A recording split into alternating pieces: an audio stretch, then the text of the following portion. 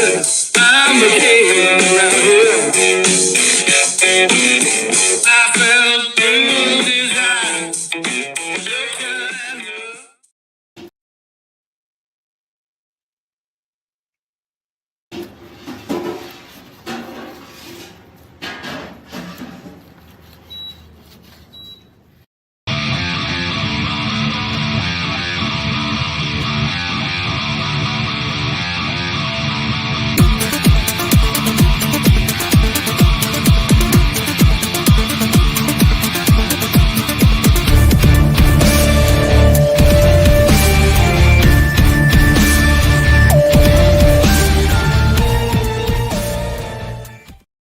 Hey, welcome everybody. Monday night, that means it must be time for the Owl's Nest Barbecue Supply catch-up show with Steve Ray and Pete Branton.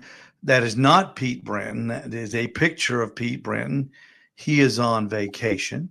But I tell you what, my buddy Michael Williams was nice enough to fill in. Michael and I spent a lot of time together this weekend. How you doing, buddy? I'm doing great. Just a little bit tired, but I'll be okay. Yeah, we put in a good weekend. Yeah. Of course, you did all the heavy lifting. Well, it was my pleasure, and it was a learning experience, and I enjoyed it.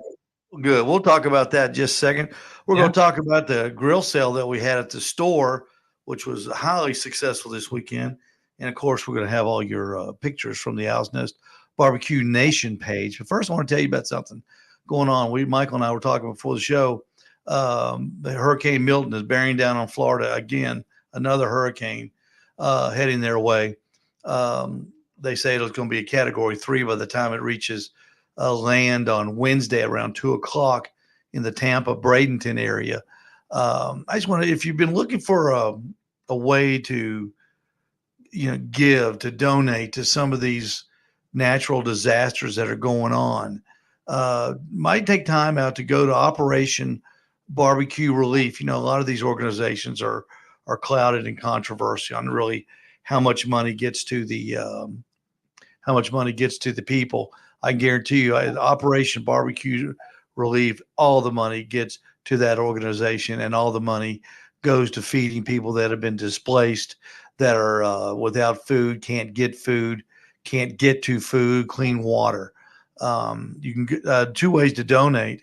You can go to their Facebook page, Operation Barbecue Relief on Facebook, and they've got a donate button set up there. You can donate there, or you can go to obr.org and you can donate there. And if you go to obr.org, it shows you all the equipment that the organization has and how they can rally and get to these places of disaster very quickly. It's a tremendous organization. And if you're looking for a good organization that really helps people in need, operationbarbecuerelief.org, go there and donate. And you'll be really impressed with all the equipment and all the grills and all the smokers that they have and all the food that they serve to people. They've served millions of meals already that they've had since they've started. It's a great organization. And if you're looking for a way to donate, go there, operationbarbecuerelief.org. And it's run by the people in our world. And you'll know some of the people that volunteer. So, Michael, terrible thing going on in Florida. That place just, man, it's awful. They can't catch a break. It's unfortunate. Yeah, it's bad. OperationBarbecueRelief.org. Thank you. Thank you for all the things that you do. Okay, we're going to talk about, first of all, Michael, you were going to be there, but we're going to tell everybody why you weren't there in just a minute. Saturday, we had a great grill sale. We sold the Aaron Franklin. We sold we sold a Kamado Joe Connected. Chad Malone of Ooltewah bought one. And I still have one of those left. And I have the demo unit also. There's a gentleman that wants to buy the demo unit. He said he's going to call me tomorrow. But if that falls through, just check my Facebook page, Owl's Nest Barbecue. We'll have the details on that. We've got a couple of Napoleon kettles. We've still got those kettles left, Michael. I really thought that they would sell at $200. And we've got that's a good price. Yeah, that's a really good price. Somebody should yank those right up. That's almost a $400 grill. Yeah, I remember when you got them, and I looked at them, and they're far and above quality of your leading kettle that's out there. I mean, they just Yeah. look, they look really nice. We've got two of those. We've also got two of the Old Country Pit charcoal grills. Now those are really heavy duty.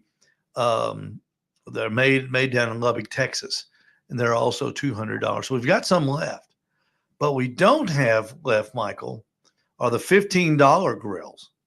I don't know, you weren't there. I made a game time decision on those, those small tailgaters that I had from Old Country Pits. Oh yeah, they were nice. We Yeah. reduced the price to those to $50. And you remember those? Remember the little teeny grills I had that I bought years ago when we were going to do the steak contest? I tore them out and I sold those for $15 a piece. And if I'd have had 200, I would have sold them at $15.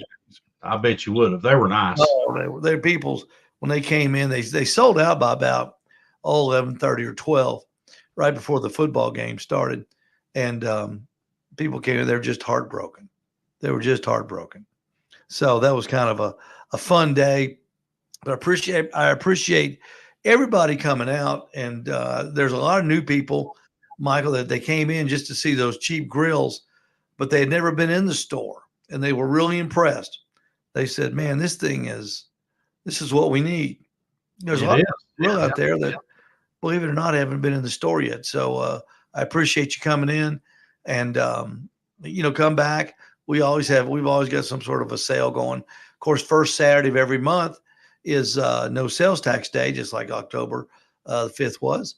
And the first Saturday in November will be no sales tax day too. So I pay the sales tax. I pay the sales tax for you. So that's kind of a good day to stock up and save a little money. The reason that Michael wasn't there was because he was tired. Michael and I did a whole hog together this weekend, and we did it for a group there in Ottawa, and we had to be there at 8:30, I think, is when they wanted us there, wasn't it? It was. So we got there at 8:30, and we prepped the hog, and after we prepped the hog, we got the grill going, and we got it set up. Showed Michael how to use it, which it didn't take long at all. Michael knows how to run a grill, and and I left about 11 o'clock and got home. I had to be back up there. I had to be back with you at 5, so I got about 4 hours of sleep altogether. And Michael did the overnight overnight shift. Tell what was it like there, Michael, at the darkest place in Ottawa? Well, it was very peaceful, but every now and then I would hear something rustle or make a noise, and I'm looking out. I really couldn't see anything because it was really dark, but it was interesting. It was a very good experience. And I got about 3 snores of sleep is about what I got overnight. But that grill keeps you pretty busy, doesn't it? It does. And yeah, it doesn't take much to run that grill. I ended up using a half of a charcoal chute and splitting that between the 2 charcoal trays. I mean, it holds heat. It's amazing. The way the smoker, the Whole Hog cooker we have, the way it works, there's 2 trays below the surface where the hog sits, and you fill each tray up with charcoal. You don't fill it up, you put the charcoal there. And it's unbelievable what a small amount of charcoal it takes to hold that grill at 225 degrees, which is where we cooked it at. And it does, there's a lot of grease in a hog when you're cooking it. And Mike, you said you had a couple little flare-ups during the night? The left front wanted to try to flare up a little bit, and I split the charcoal where when it was dripping down, it wasn't dripping onto the coals anymore, and that kind of alleviated that. But yeah. Here, I'm going to show everybody. There's the finished product that we did. I think it was about a 110-pound pig. It wasn't very big, It didn't take as long to cook it as I thought it was going to take, and that's okay. We can deal with that. But it turned out really good. Of course, the we used on it. We used David Bosca Butcher Barbecue Grilling Addiction, and then went back over it with Honey Rub. That's a good profile for it. And then when I sauced it, Michael, I used Heath Riles vinegar and Heath Riles sweet barbecue sauce together, and that's what I because I wanted to get that shiny penny look on there, and that gives it a real good look. And of course, when you talk whole hog, you're either talking Heath Riles, Malcolm Reed, or Mike Mills. Those guys were the best that's ever done it, and so I kind of wanted to stick with what I know Heath would have used, and it turned out really well. I got back there at 5 o'clock that morning, and Michael had done a great job, and the site was clean, which is always nice. A lot of dew is wet. Yeah. I hate. We should have brought a pop up. We'll know next time to bring a pop up because we were just out there, and because we knew it wasn't going to rain, we were just out there in the open, and then we switched it from charcoal to propane. You pull the charcoal drawers out, and then you finish it with you wrap it up in foil, and you finish it and with propane. Michael, what did you think about the way? I don't think you've ever seen me do that. About the way we foiled it. Were you confused at first? Were you wondering what in the world I was doing, or did you? And then when we did do it, did you understand why? Once I seen the finishing part of it, I completely understood what you were going to do with the tinfoil. I had an idea when when we were laying it out and rolling up the end pieces. I kind of knew then what you were going to do, but seeing it in action made it more clear. Mm-hmm. Yeah, what we did is um,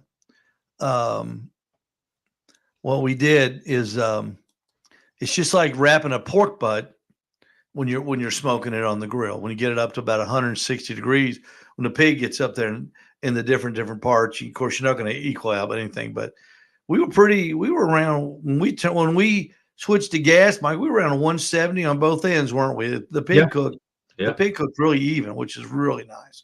Yeah, and we wrapped that thing up real snug, and then take the steaming process takes over, and then I brought that thing down to about we had a long ways to go, I know, so I took that thing down to 200 degrees instead of 225. And Mike, we ran it all day at 200, and they checked on it because I had to go back to work and had to work till 3.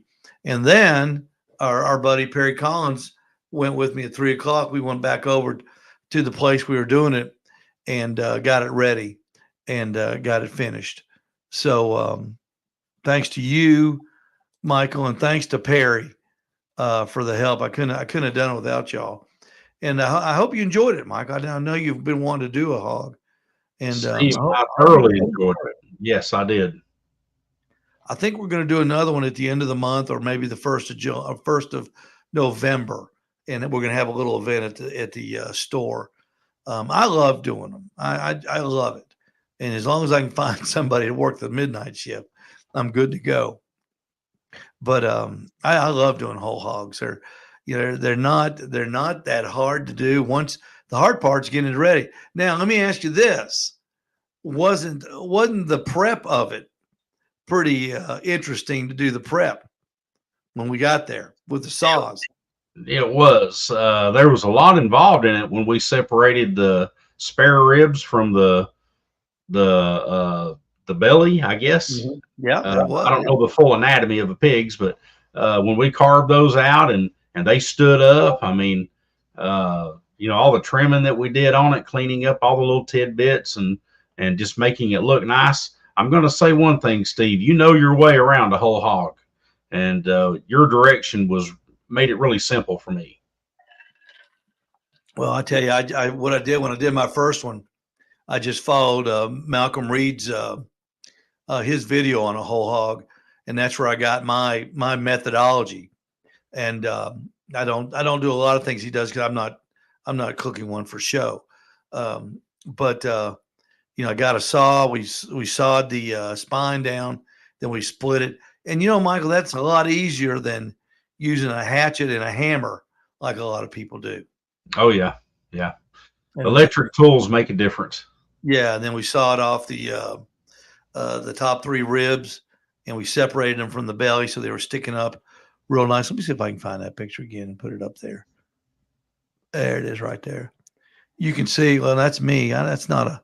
We were fighting the sun. It was late. It was late in the afternoon or early in the afternoon when we were doing this, and the sun was kind of setting, so it was a little hard to see.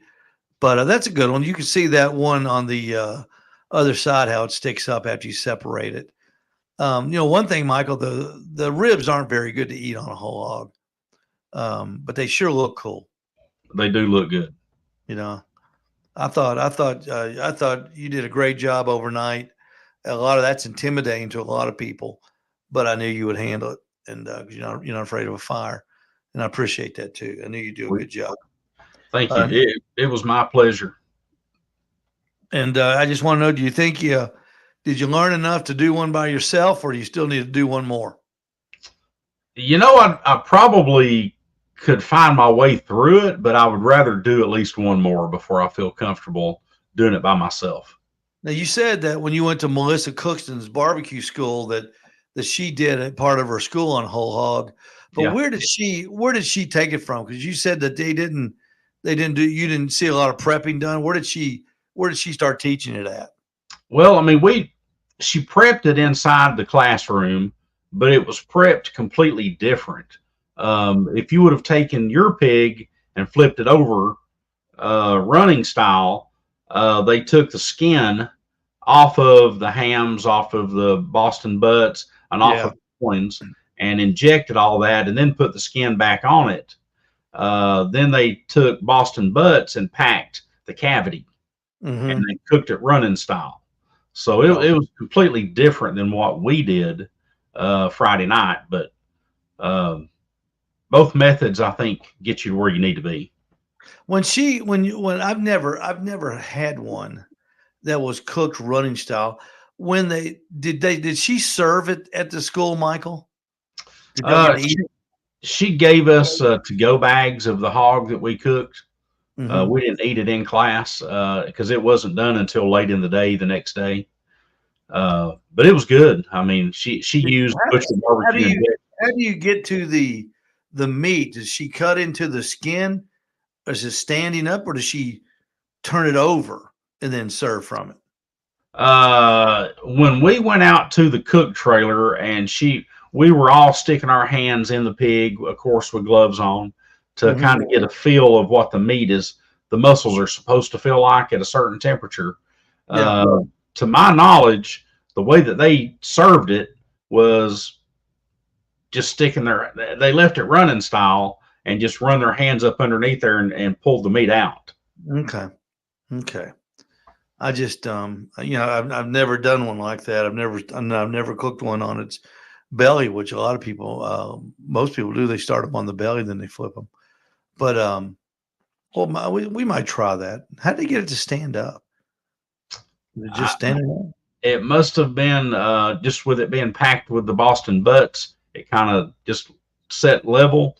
They cut Yeah. the legs off too, like we did. Mm-hmm. So, yeah, I mean, honestly, I like your method better. It just seemed like it'd be a lot easier and a Yeah, lot easier to get to the food once you've getting ready to serve it.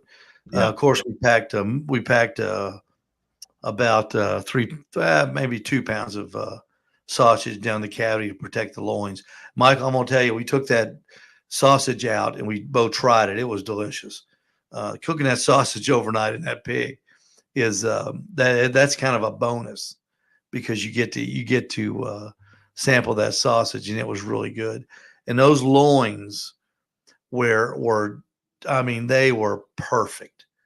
They were perfect. They weren't burnt. They were just white and a good color white. Pig meat white, and boy, they were delicious. I mean, I didn't get to eat them, but I know, you can tell if something looks good enough, it's going to be good. So we were real happy. I was real happy with the way they turned out because there's some parts of it that are just special. The belly, pork belly, and the jowl meat. We injected the jowl meat also, so it would be real tasty. And I told the fellow that we were doing the pig for, I said, if you've got somebody here who you really like and you really respect and you want to treat them really good, give them that jowl meat. And that's probably the best tasting meat on the pig, other than the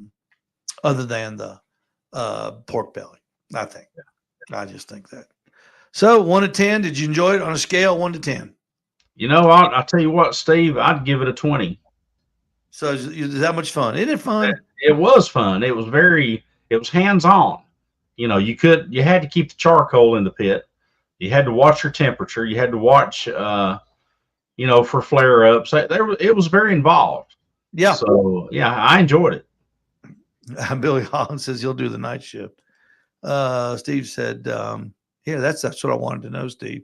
On the hog, we cooked running style. We cut a flap in the skin to get to the meats. That's what I wanted to know. So that makes sense.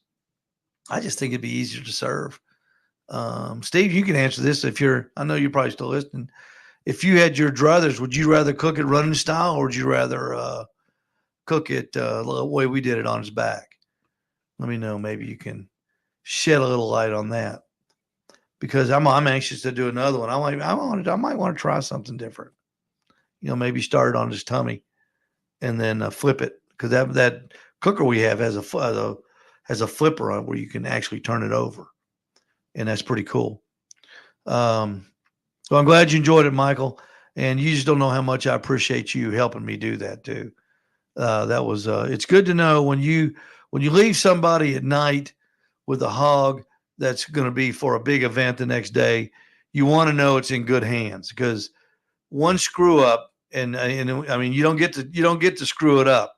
No. If you screw it up, you're calling around all the barbecue stores that morning trying to order barbecue that night, and we didn't want to do that. So Michael did a great job, and Perry did a great job helping me decorate that pig and getting it ready. He really is a big help too. He helped me carry stuff up the hill because I was worn flat out. I came home and boom, just fell asleep on the couch. It was awful. I just too tired. All right, good deal. Okie dokie. Michael, let's look at some pictures everybody sent in. As always, we appreciate everybody sending in their pictures. We had a lot of pictures this week. We appreciate it. Okay, here. Let's start here. Hang on, man. We got a couple more messages we want to get in here. Let's see. Perry says the sausage you packed the loins in was good. I told it'd be good. It was good. Let's see. Perry said everything we probed was like soft butter. It was. We hit all the areas. I always worry about the hams, because they're so dense. There's no fat in them, and that probe just went in there like it was a warm piece of butter. Let's see. Running style, the Lang had no flare-ups. Of course it didn't. It's a Lang, right? Right. All right. No bragging, Steve Davidson. I can make mine have not flare-ups. I just got to clean it out a little bit better, especially after we do chicken wings. But we won't go there. All right. Here we go. Okay. Billy came down to the store Saturday and hung out with us. Now that's one of the little $15 grills we sold, Michael. Now, when I sold it, the chimney and the legs were not painted red. That's Billy. He can't stand to see something not customized. And this is the only picture I saw. It looks like he's got some wood chunks down there he's going to put in there. Right here. Billy, that's hilarious. That's the only picture I saw of food on the grill. And he's doing it, Michael. He's doing it offset. He's got the smoke, the charcoal, and the wood on the left, and it's got a divider in there, believe it or not. And what's that look like? Chunks of pork butt. It does look like pork. Yeah. So he's got that. He's cooking it on there. So good for you, Billy. Yeah, that's just fantastic. That's a great picture. All right, here we go. Here, Brian Fawcett sent in one. Look at that thing. That's a good looking pizza right there. Yeah, it is. Oh, I like that. I need to do a pizza. I haven't done a pizza in a long time. That's Me from too. Brian Fawcett. Jonathan Edwards, one of our pros at this. Look at that at New York Strip. That's beautiful. He has always got some great pictures, and that dude can cook. We'll need to get him up for the Whole Hog event. He'll probably enjoy that. Let's see. Here's Michael Williams. Now that's Michael. That's your practice competition brisket. It is. And then talk about that a little bit, because that's that doesn't look like anything like a brisket. And share with everybody the way you do those. Well, that's a brisket caddy that it's setting in. And I start my briskets out when I cook on the chimp. I start them out at 400 degrees for the first 30 minutes. And then I'll turn it down to 300. During that first 30 minutes, it makes that meat swell up, and it can't go out because of the brisket caddy. It just makes it rise. So it makes a really thick slice. Mm-hmm. So that's the point in starting it out at a high temperature and cooking it in the brisket caddy. After the first 30 minutes, I turn it down to 300, and I'll run it at 300 for the next 2.5 hours. Mm-hmm. And then I'll wrap it. I'll just set that whole brisket caddy down in a pan, pour my au jus in it, and cover it, stick a probe in it, and then I'll take it up to 205, 206, and then I'll start probing it to see how tender it is. This one finished at about 212. Mm-hmm. Well, that looks neat. And I've never seen one of those caddies used. Yeah, that's smart. Keeps it all together too. It does. I like it. Let's see. Here's Steve Davidson's contribution this week. Look at that. He did some pulled pork. There was something about that, though. It was I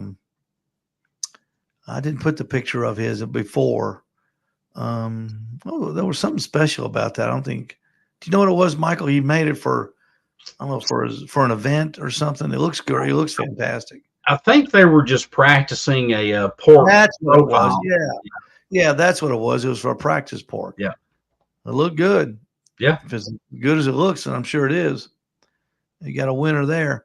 This is, let's see, whose is this? This is Rob Messenger, one of the newer contributors to the Nation page. He's got his chicken on his grill. And I tell you what, that color is perfect. That's the way I like my chickens to look. Golden brown. That's a good job there, Rob. Yeah, that skin looks amazing. Yeah. Okay, there's the pork, but that's what I was looking for. That's Steve Davidson's pork, but that's the before, and that's the after. So that looks good. Good color on that too, Steve. Let's see. There's me with after Perry and I finally finished dressing that hog. That's it. Me standing by the grill. Let's see. Thomas Damon. Now Thomas from Germany, our viewer in Germany, he did some flank steak, and he did those little roll-up things right there, which is really cool. He rolled up the flank steak on the bottom. And I've got a picture right here of the flank steaks in that roll before he put them on the grill.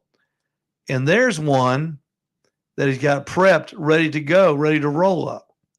So that looks just fantastic. And that is that. And that is that. So he put the progression on there, and that looks really good. We had a late entry this morning, or today rather. Jason Penley's got a pizza on the pizza oven that I sold him. You see the fire in there. Michael, I've always loved those things. They look cool. They just look cool. You know what? And it makes a great pizza too. I kind of kicked myself for not buying that pizza oven when you had it for sale. They cook so well, and they make a great pizza. That was a Thor brand too, and it was a good pizza oven. It's real good. Makes a great pizza. And I've done steaks in them too. They're real good too. Okay, here's our buddy Ken Smith from Jamestown, Middle Tennessee. He did a tri-tip. So if anybody ever wanted to look at a tri-tip, there it is. You can kind of see the grains, how they run different ways. It's really a conflicted piece of meat, but it tastes so good. It's not a very long cook either. And here is the finished version right there. So look at that, Michael. Doesn't that look good? It does look good. He did a great job on that. Is the grain runs about 3 different ways in a tri-tip, so you got to be careful cutting it to make sure you cut against the grain so it'll be nice and tender. Yeah, But he did a real good job on that one. And man, it's juicy. And you cook those things. You put them on a smoker, cook them up to about 120 degrees, 125 degrees, and you finish them on a grill. And man, it takes 2 hours maybe, and it's a really good cut of meat. And a lot of people they'll cook them like a brisket, cook them up to say 210. I've done it. I don't think they taste very good, but doing it the way Ken does it, he really did good. So there you go. Michael, that's all I've got. You got anything else that you need to put out there? Where are you? Where's your next contest that you're going to win? Well, I don't know if I'm going to win it. That'd be nice. Jason Penley. Jason Penley and I will be in Scottsboro, Alabama, Saturday, doing a 2-meat competition, backyard stuff, ribs and chicken. Mm-hmm. So wish us luck, and we're going to win, but we'll see where the chips fall after we, turn the meat in. That's a big contest too, isn't it? Yeah, there'll be 50+ teams there. Wow. Yeah. Well, I guarantee you're as good as any of them. So. Well, I hope to finish top 10. That's my goal. Winning it would be icing on the cake. Now your brisket, you did a brisket. How long ago did you won the brisket category in a contest too? Not too long ago, didn't you? I did in Calhoun, Georgia. It was it was an ancillary for the backyard side, and I won it with a brisket. Robert Wardlaw at Wardlaw's Lucky IQ in Lafayette supplied the brisket to me. And so I cooked it in a brisket caddy. I cooked it on a drum, a Gateway drum, and we took first place with it. Well, those drums do a good job with the brisket, don't they? They do. They really put a good taste on it. We've got the pit barrel cookers at the store. They've really come down in price. And boy, if you want to do a good brisket, you can hang one in that pit barrel, and they cook up really, really good. If anybody's interested in that, Mike, I'm going to let you go. Thank you so much for joining me, and I really do appreciate the help this weekend. I hope you had a lot of fun. I hope you had as much fun as I did, and did a great job overnight on the overnight shift. And let's do another one at the end of the month when Pete will be back Tuesday, and we'll talk about it. And we're going to do something special. We might even be somewhere. So we might leave the store and go somewhere and make it a big deal. So we'll keep you posted in that. Okay. All right. Thank you, Steve. All right, man. We'll see you later. Everybody, we'll see you. And come see us at the store, open every day, 8 to 5, Monday through Friday, 8 to 3 on Saturdays. And they're closed on Sundays. But come and see us for all your barbecue needs. We'd love to see you. And we'll see you there.